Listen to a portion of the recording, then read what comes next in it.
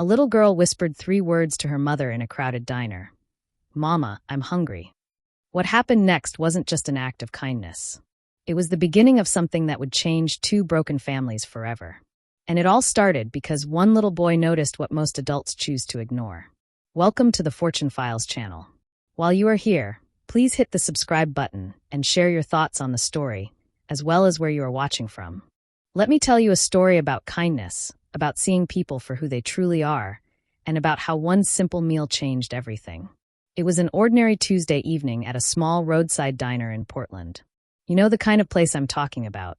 Worn wooden tables, chairs that creak when you sit down, and those old yellow lights that make everything look warm and cozy.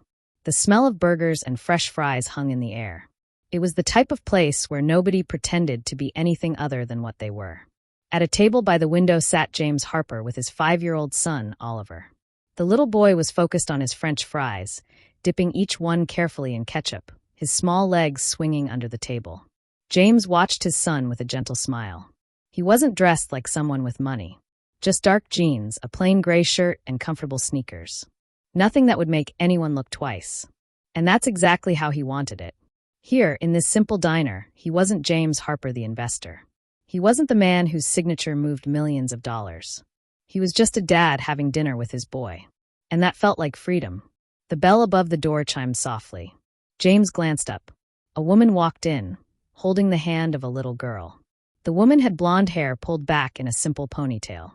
She wore faded jeans and a white shirt that looked like it had been washed 100 times. Her sneakers were worn at the toes. The little girl beside her had bright, curious eyes and blonde hair that fell past her shoulders. She wore a light pink jacket that was clearly too big for her. James noticed something in the way the woman looked around the diner. It wasn't the look of someone choosing where to sit. It was the look of someone checking if it was okay to be there at all. She walked slowly to the counter, her daughter's small hand clasped tightly in hers. "A cup of water, please?" she asked quietly, almost apologetically. The man behind the counter nodded and filled a plastic cup with ice water. He handed it to her without a word. The little girl tugged at her mother's shirt with tiny fingers. "Mama," she whispered. Her voice was so soft it almost disappeared into the noise of the diner. "What is it, sweetheart?" "I'm hungry." James heard it. And so did Oliver. His son stopped chewing and turned his head toward the two. He looked at the little blonde girl, then down at his own plate, full of fries and pieces of burger and an untouched chocolate milkshake. The woman, whose name was Rachel, took the cup of water and led her daughter to a corner table, away from everyone else. She sat across from her and ran her hand lovingly through the girl's hair. "Drink a little, Sophie. We'll eat when we get home, okay?" Sophie held the cup with both small hands and drank slowly. But her eyes kept drifting to the other tables where people were eating. She would look, then quickly turn away, as if she knew she shouldn't stare. Oliver put his fork down on the table. "Dad." James turned to face him. "What is it, buddy?" The boy pointed quietly toward the corner table. "That girl is hungry." James followed his son's gaze. He saw Rachel trying to distract her daughter, talking softly, smiling even though her eyes looked tired. He saw Sophie swinging her legs in the chair, too quiet for a 5-year-old child. Oliver looked at his father with that serious expression children sometimes get when they understand something important is happening. "Dad, can I share my food with them?" The question hit James like a wave. He blinked, surprised. He hadn't expected that. Not so direct, not so pure. For a moment, he just looked at his son. Oliver waited, his brown eyes wide and full of genuine hope. James felt something tighten in his chest. Pride. Love. Tenderness. He put his hand on his son's shoulder and smiled. "Do better than that, buddy. Invite them to eat with us." Oliver's face lit up like the sun. "Really? Really?" Oliver slid out of his chair before James could say another word. He crossed the diner with quick steps and stopped in front of the table where Rachel and Sophie were sitting. "Hi," he said. The two looked up at the same time, surprised. "Hi," Sophie replied, blinking her bright eyes. "Do you want to eat with us?" "My dad said you can." Rachel blinked several times, confused. "What?"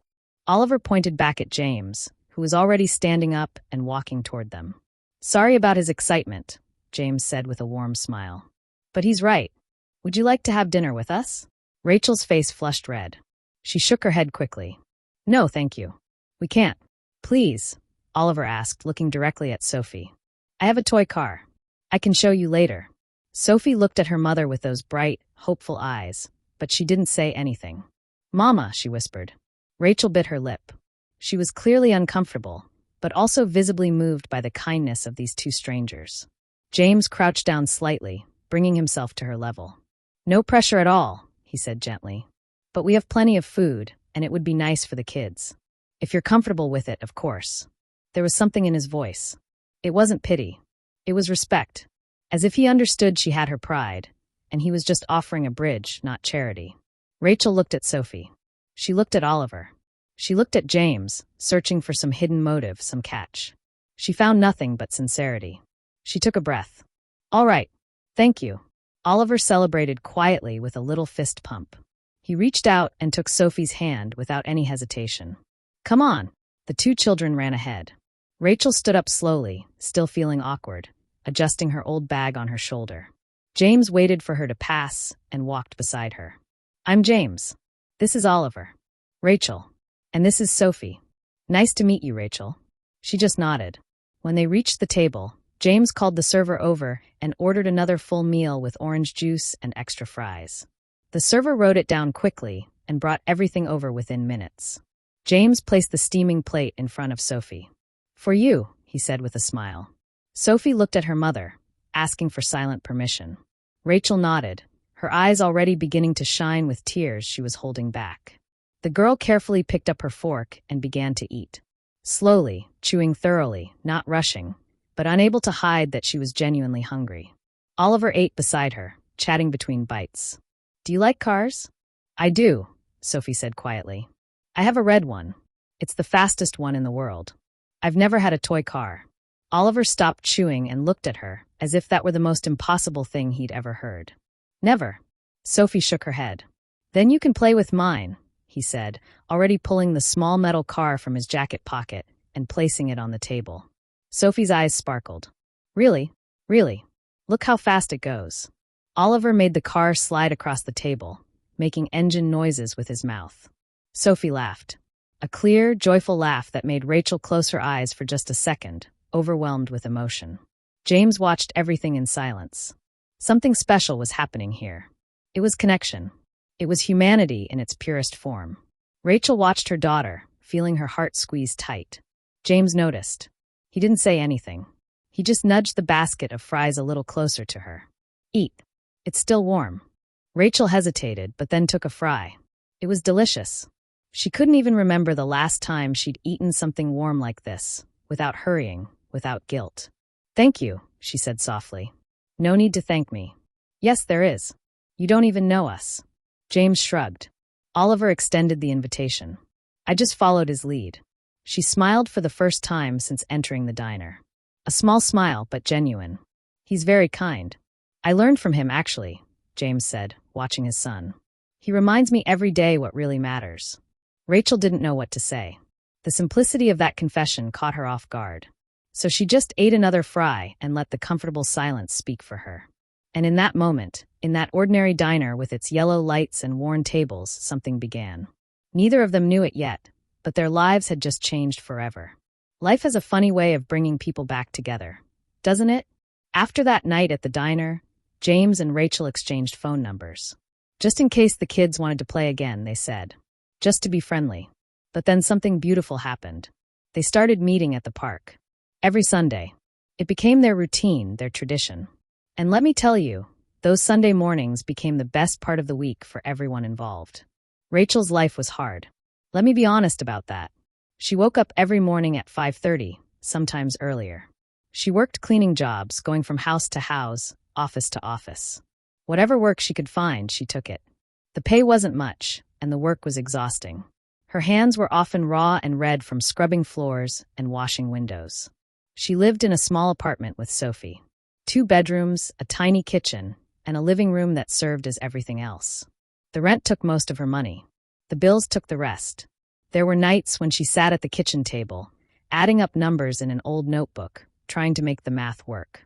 It rarely did, but she never let Sophie see her worry. Every morning, she got her daughter dressed, made her breakfast, and walked her to the local preschool with a smile on her face. Every evening, she picked her up, made dinner, gave her a bath, read her a story, and tucked her into bed. And every night, she told Sophie the same thing. I love you more than anything in this world. Because she did. Sophie was everything. The Sundays at the park, though. Those were different. Those were the days when Rachel could breathe. She and Sophie would arrive around 10 in the morning. And every single time, James and Oliver were already there waiting. Oliver would see Sophie and his face would light up like fireworks. Sophie would see Oliver, and she'd start running before Rachel could even say hello.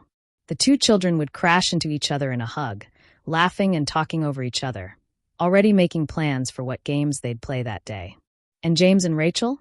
They'd greet each other with gentle smiles and sit on the same bench, side by side, watching their children play. At first, their conversations were simple. They talked about the weather, about what the kids had been up to during the week, about small everyday things. But slowly, carefully, they began to open up. James told Rachel about his wife. How she'd passed away when Oliver was just 2 years old. How he'd thrown himself into work afterward, trying to numb the pain. How he'd realized he was missing his son's childhood and made the decision to step back, to be present, to really see what mattered. I had everything, James said one Sunday, his eyes on Oliver, who was pushing Sophie on the swing. Money, success, respect. But I was empty inside. And then one day I looked at Oliver and realized I barely knew him. That scared me more than anything. Rachel listened without judgment, just present. She understood loss in her own way. She told James about coming to Portland with nothing but hope and a suitcase. About working 3 jobs when Sophie was a baby. About the father who'd left before Sophie was even born. About the loneliness of raising a child completely alone.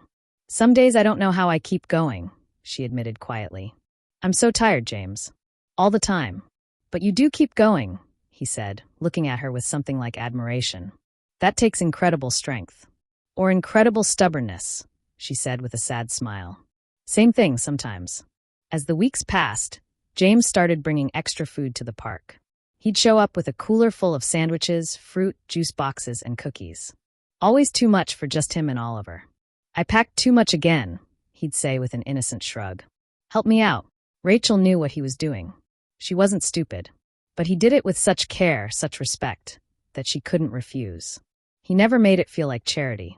He made it feel like friendship. And slowly, so slowly, Rachel began to trust him. Really trust him. James started giving her phone numbers of his friends who needed help with cleaning jobs. He'd mention it casually, like it was no big deal. Hey, my friend Patricia mentioned she's looking for someone reliable to help clean her office once a week. Want me to give her your number? My colleague is moving and needs help packing and cleaning. I told him I might know someone. Interested. Every job paid fairly. Every person was respectful. And slowly, Rachel's financial situation improved. Not by much, but enough that she could breathe a little easier. Enough that she wasn't constantly terrified of eviction. One Sunday, it started raining. Not a light drizzle, but a heavy downpour that came out of nowhere. Everyone in the park scattered, running for cover. Let me drive you home, James said, already herding the kids toward his car. You don't have to, Rachel started. Rachel, you'll be soaked waiting for a bus. Please. Sophie tugged on her mother's hand. Mama, please? I want to ride with Oliver. Rachel gave in. They piled into James's car, the children chattering excitedly in the back seat. James drove carefully through the rain, and when they arrived at Rachel's apartment building, he waited until she and Sophie were safely inside before driving away. After that, whenever it rained, he drove them home. He never made a big deal about it. It just became another part of their routine. The children, meanwhile, had become inseparable. Oliver and Sophie weren't just friends anymore. They were like brother and sister. They finished each other's sentences. They invented secret handshakes. They defended each other fiercely on the playground. Oliver is my best friend in the whole world, Sophie told her mother one night at bedtime. I know, sweetheart. Do you think we'll be friends forever? Rachel kissed her daughter's forehead. I think so, baby. And James heard similar words from Oliver. Dad, can Sophie be my sister? James smiled. She's like your sister, buddy. No, I mean really. Can we be a real family? The question made James pause. He looked at his son's hopeful face and felt something shift in his chest. Would you like that? More than anything, Oliver said seriously. James thought about Rachel. About her tired eyes that still managed to sparkle when she laughed. About her strength and her gentleness. About the way she made him feel like himself again, not just a wealthy businessman, but a real person with a real heart. "Me too, buddy," he admitted quietly. "Me too." One Sunday, James noticed Sophie's sneakers. Really noticed them. The toes were completely worn through. He could see her little toes peeking out. The soles were separating from the shoes.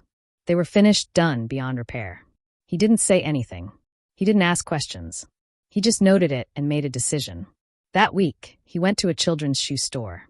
He bought a new pair of sneakers. Pink ones with white details, good quality but not flashy. Exactly Sophie's size. The next Sunday, he brought them to the park in a simple brown paper bag. "Sophie," he called, "I have something for you." The little girl came running over, Oliver right behind her. James handed her the bag. "Open it." Sophie looked at her mother. Rachel's eyes widened as she realized what was happening, tears already forming. "Go ahead, sweetheart," Rachel managed to say. Sophie opened the bag carefully and gasped. She pulled out the sneakers with trembling hands. "Are these for me?" "They're for you," James said gently. Sophie burst into tears. Happy tears. She dropped the shoes and threw herself into James's arms. "Thank you, Uncle James." "Thank you, thank you, thank you." James caught her and held her tight, this little girl who'd stolen his heart. "You're very welcome, sweetheart." Rachel was crying too, wiping her eyes with the back of her hand. When Sophie finally let go of James and ran to show Oliver the shoes, James walked over to Rachel. "James, you didn't have to." "I wanted to," he said simply. Rachel looked at him through her tears. "You're changing our lives. You know that." "You're changing mine too," he replied. And he meant it. Rachel and Sophie had brought light back into his world. They'd reminded him what it meant to truly live, not just exist. As the sun set that evening and they prepared to leave the park, the four of them walked together to James's car. Sophie wore her new sneakers proudly, showing them off with every step. Oliver held her hand. James walked beside Rachel, their shoulders touching. "Same time next week?" James asked. Rachel smiled. "We'll be here." And as they drove away, Rachel thought about how much had changed since that night at the diner. She'd found friendship. She'd found help. She'd found hope. And maybe, just maybe, she'd found something even more. You know how sometimes life hits you when you least expect it? How one moment can change everything you thought you knew. That's what happened to Rachel on an ordinary Thursday afternoon. And let me tell you, it broke her heart in ways she didn't see coming. Rachel had finally caught a break with work.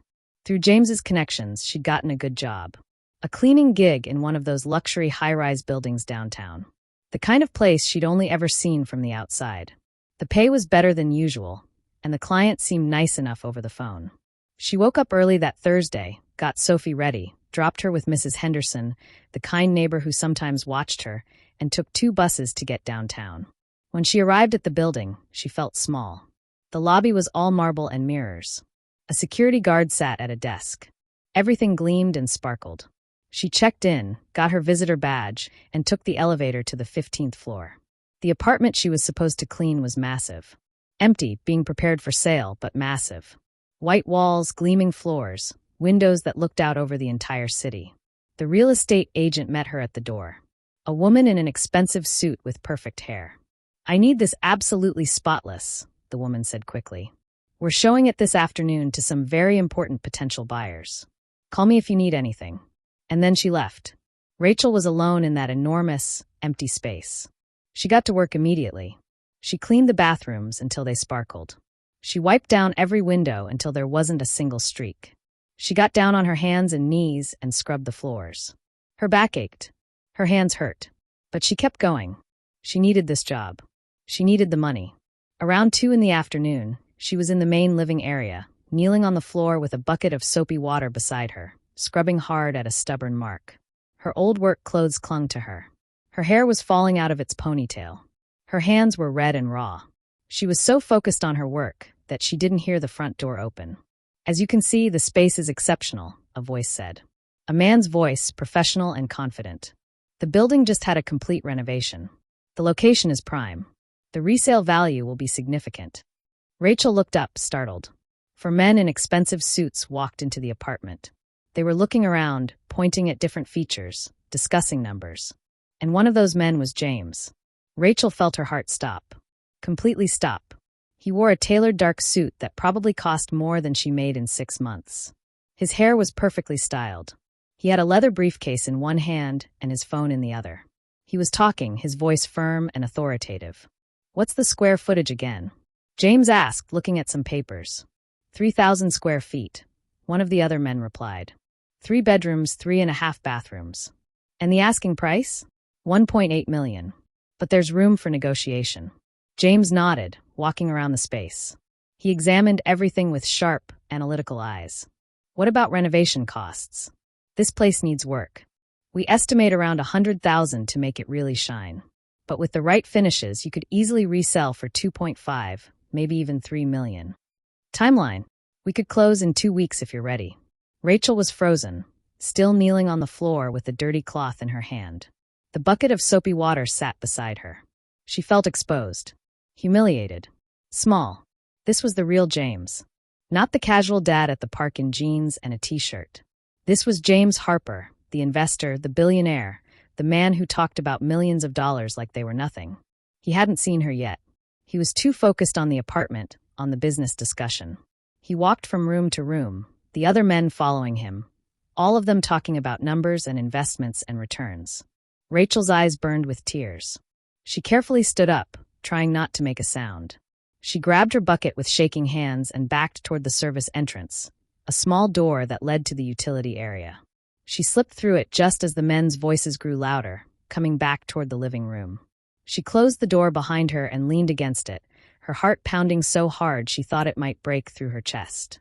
She could still hear them talking on the other side of the door. "I like it," James said. "It's a solid investment. Let's move forward." "Excellent. I'll have my office draw up the paperwork." Their voices faded as they moved away again. Rachel didn't wait.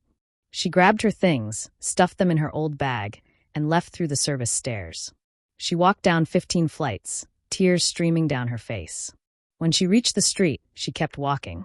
She walked for blocks before she finally stopped, leaning against a building wall, crying. She felt so stupid, so naive. She'd thought they were the same, somehow. 2 single parents just trying to do their best. She'd thought he was just a regular guy who happened to be kind. But he wasn't. He was a billionaire. He lived in a completely different world. A world where he bought million-dollar apartments the way she bought groceries. And she cleaned those apartments. She scrubbed the floors on her hands and knees. She was invisible to people like him. Or at least to his world. The worst part was realizing what this must look like. She was his charity project. The poor woman he felt sorry for. The one he helped because it made him feel good about himself. She'd started to have feelings for him. Real feelings. She'd started to imagine that maybe, somehow, they could be something more. But how could they? Look at the difference between them. He bought properties worth millions. She couldn't even afford new sneakers for her daughter. Rachel went home and picked up Sophie. She forced a smile, acted normal, but inside she was breaking. That night, after putting Sophie to bed, she sat alone in her small kitchen and cried. Her phone buzzed. A text from James. "Hi, Rachel. How was your day?" She stared at the message for a long time. Her fingers hovered over the keyboard. What could she say? Finally, she typed a short reply. "Busy. Lots of work." She put the phone down and didn't look at it again that night. Over the next few days, James sent more messages. Rachel's replies were short, distant. When he asked if they'd see each other Sunday at the park, she made an excuse. "Can't make it this week. Have to work." It was a lie, but she couldn't face him. Not yet. Maybe not ever. Sunday came. Rachel and Sophie stayed home. Sophie was confused and sad. "Mama, why aren't we going to the park? I want to see Oliver." "I know, sweetheart. But Mama has a lot of work to do today." "But it's Sunday. You never work on Sunday." Rachel felt her heart break a little more. "I know, baby. I'm sorry." Sophie went to her room, quiet and disappointed. Rachel sat on the couch and stared at the wall, feeling more alone than she had in years. At the park, James and Oliver waited. Oliver kept running to the entrance, looking for Sophie. "Dad, where are they?" "They couldn't come today, buddy." "But why?" Rachel had to work. Oliver's face fell. "Oh." James put his hand on his son's shoulder. He was worried. This wasn't like Rachel. Something was wrong. He could feel it, but he didn't know what. And he didn't know how to fix it. All he knew was that something had changed. And it hurt more than he expected. 3 weeks. That's how long James lasted before he couldn't take it anymore. 3 weeks of short text messages, of excuses, of empty Sundays at the park with Oliver asking where Sophie was. 3 weeks of feeling like he'd lost something important without understanding why. He made a decision. He was going to Rachel's apartment. He needed to see her face to face. He needed to understand what had happened. Saturday evening, James told Oliver they were going for a drive. "Where are we going, Dad?" "To see Rachel and Sophie." Oliver's face lit up like Christmas morning. "Really? Today?" "Yes, buddy." Finally, they drove across town. James's hands gripped the steering wheel tighter than necessary. He was nervous. Actually nervous. When had that happened? When had Rachel become so important that the thought of losing her made his chest ache? He parked in front of her building. It was an older place, but clean. Kids played on the sidewalk. Laundry hung from some of the balconies. It was a world away from where he lived, but it felt more real somehow. "Stay here for just a minute, Oliver. Let me check if they're home first." "Okay, Dad." James climbed the stairs to the 3rd floor. His heart was pounding. He found apartment 304 and stood there for a moment, gathering his courage. Then he knocked. Footsteps. The door opened slowly. Rachel stood there, her eyes going wide with shock. "James." "Hi," he said softly. She just stared at him, not moving. "What are you doing here?" "I needed to see you." Rachel glanced back into her apartment, then stepped out into the hallway, closing the door behind her. She crossed her arms across her chest, a defensive posture. "I'm kind of busy right now, James." "Rachel, please. Just 5 minutes. I just want to talk." She bit her lip, looking everywhere but at his face. "Fine. 5 minutes." James put his hands in his pockets. "You've been avoiding me. For 3 weeks now. I've been busy.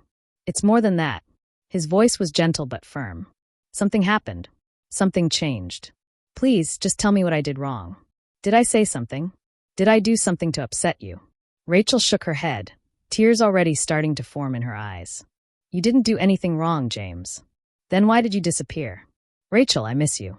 Oliver misses Sophie terribly." "What happened?" She looked at him then, really looked at him, and the tears spilled over. "I saw you," she whispered. James frowned. "What?" 3 weeks ago. At that luxury building downtown. Her voice was shaking now. "I was working there. Cleaning. And you came in with all those people. In your expensive suit. Talking about buying $1 million apartment like it was nothing." Understanding crashed into James like a wave. "Oh, Rachel. You didn't even see me," she continued, the words pouring out now. "I was on my knees, scrubbing the floor, and you walked right past, talking about investments and renovations and millions of dollars. And I realized something. I realized who you really are. Rachel, you're a billionaire, James. A billionaire.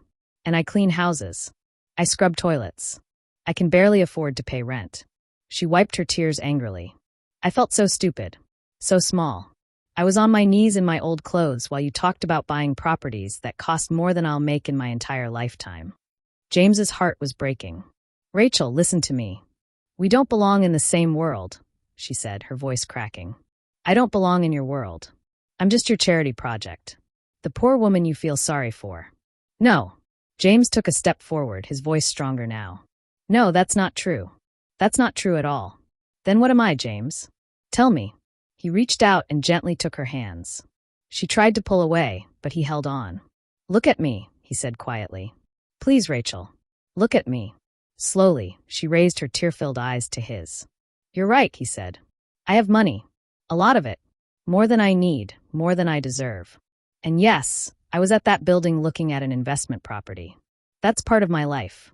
That's what I do for work." "Exactly. But that's not who I am," he continued. "That's not the part of me that matters.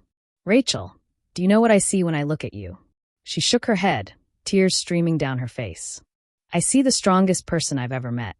I see a woman who wakes up every single day and fights for her daughter, who works herself to exhaustion to give Sophie a good life, who never complains, never gives up, even when things are impossibly hard. James, I see someone who loves so deeply, so completely, that it takes my breath away. I see someone who makes me want to be better, to do better. Someone who makes me remember what actually matters in life." Rachel was sobbing now. "I don't care about the money, Rachel. I don't care about the difference in our bank accounts or our houses or any of that. When I'm with you, I feel like myself again. Not James Harper the investor. Just James. Just a man who's grateful to have found someone who sees him for who he really is." He wiped her tears with his thumbs, his hands cupping her face gently. And you know what else I see? I see the woman I'm falling in love with. Rachel gasped. What? I'm falling in love with you, Rachel. I have been for months. You and Sophie, you've changed everything for me and Oliver. You brought joy back into our lives. You made us feel like a family again. But we're so different, she whispered. We are, he agreed. And none of it matters. Not the money, not where we live, not any of it. What matters is this. He placed his hand over her heart. What matters is how we feel when we're together. How the kids light up when they see each other.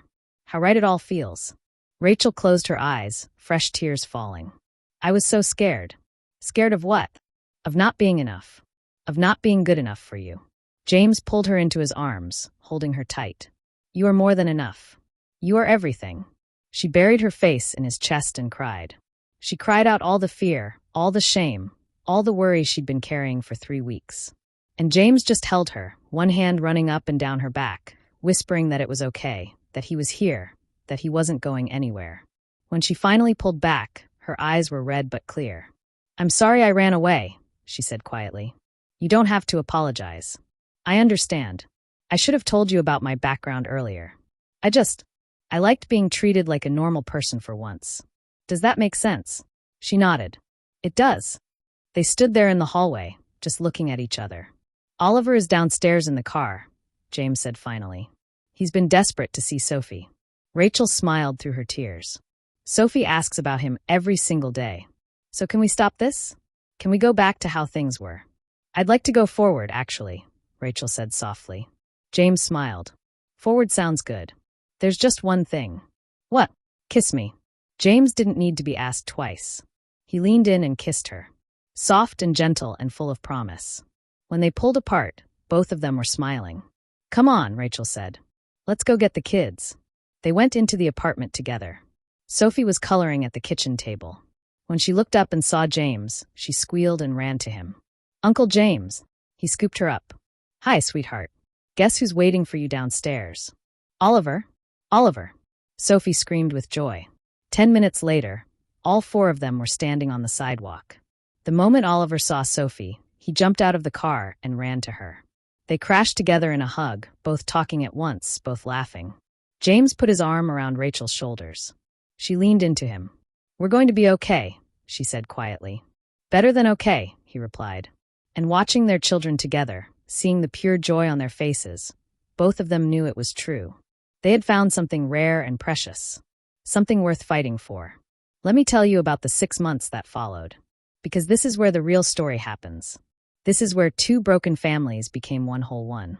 After that day in the hallway, everything changed. Not in a dramatic way, but in 1,000 small, beautiful ways. James and Oliver started coming over to Rachel's apartment regularly. Sometimes for dinner, sometimes just to watch a movie, sometimes just to sit and talk while the kids played.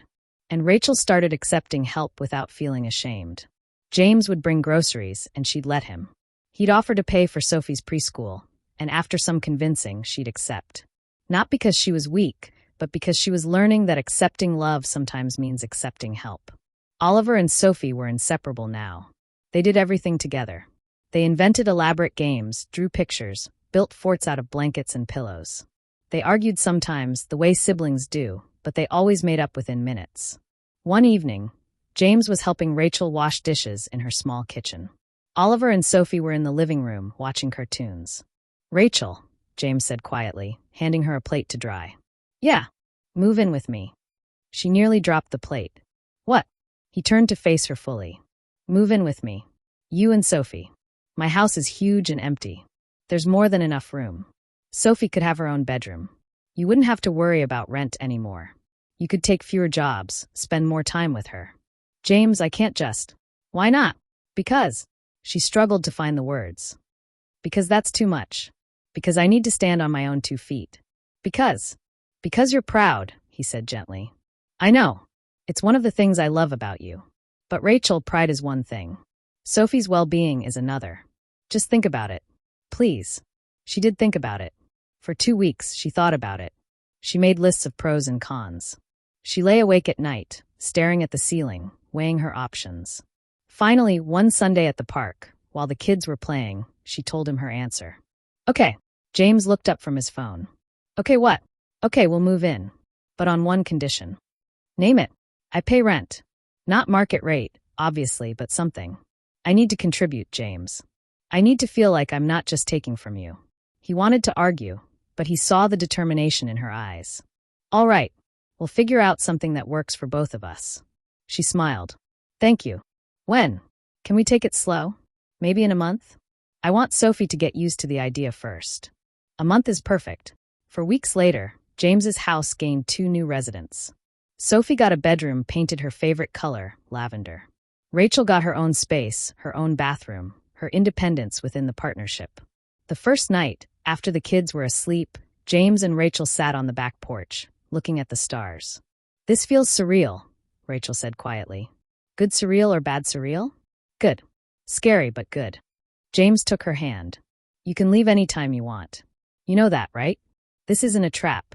If you ever feel uncomfortable or want your own place again, just say the word. She squeezed his hand. I know. That's why I'm staying. The months that followed were the happiest any of them had ever been. The house that had felt empty and silent was now full of life. Full of laughter and music and the sound of children running through the halls. James cut back on work. He turned down projects, delegated more, prioritized being home for dinner.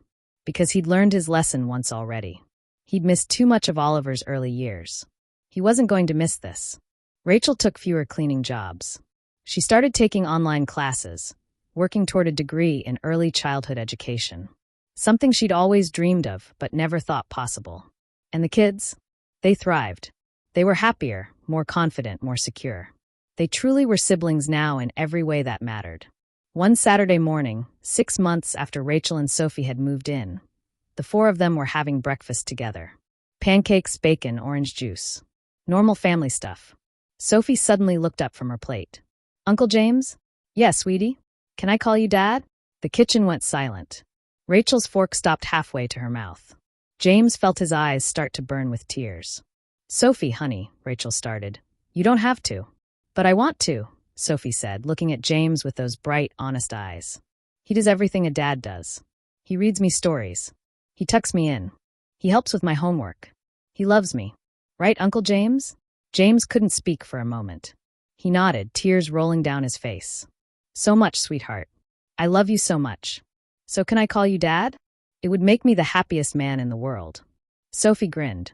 Okay, Dad. Oliver suddenly spoke up. Can I call Rachel Mom? Rachel burst into tears. Happy tears. She got up from her chair and pulled Oliver into a hug. Of course you can, baby. Of course you can. And just like that, with pancakes getting cold on the table and tears on everyone's faces, they became a real family. Not by blood, not by law, but by choice. By love. That evening, after the kids were in bed, James led Rachel out to the back porch again. Their spot. I have something for you, he said. He pulled out a small box. Rachel's heart started racing. James, before you panic, it's not what you think. Not yet, anyway. He smiled. Open it. Inside was a key. A simple silver key. What's this? It's the deed to the house. I'm putting it in both our names. This is your home, Rachel. Legally, officially yours. Not mine that I'm letting you stay in. Ours. Rachel couldn't speak. She just stared at the key through her tears. You've given me so much, James continued. You've given me love, you've given me family, you've given me purpose. Let me give you security. Let me give you a home that no one can ever take away from you. James, that's too much. It's not enough, he interrupted gently. It will never be enough to repay what you've given me. But it's a start. Please, Rachel, let me do this. She looked at the key, then at him, then back at the key. Finally, she closed her fingers around it and nodded. Okay, thank you. He pulled her into his arms. They stood there on the porch, holding each other, looking out at the yard where their children played every day. I love you, he whispered. I love you too, she replied. And you know what? They meant it. With everything they had, they meant it. This story started in a diner with a little boy who noticed a hungry girl and wanted to share his food. Such a simple thing. Such a small act of kindness. But it changed everything. It changed 4 lives completely. Because that's what kindness does. That's what love does. It doesn't care about money or status or where you come from. It just sees people. It just sees needs. And it reaches out a hand. James could have walked past Rachel and Sophie that night. He could have finished his dinner and left and never thought about them again. But he didn't. His son saw someone in need, and James taught him to act on that compassion. And Rachel could have said no. She could have let pride keep her from accepting help, from opening her heart, from taking a chance on something good. But she didn't.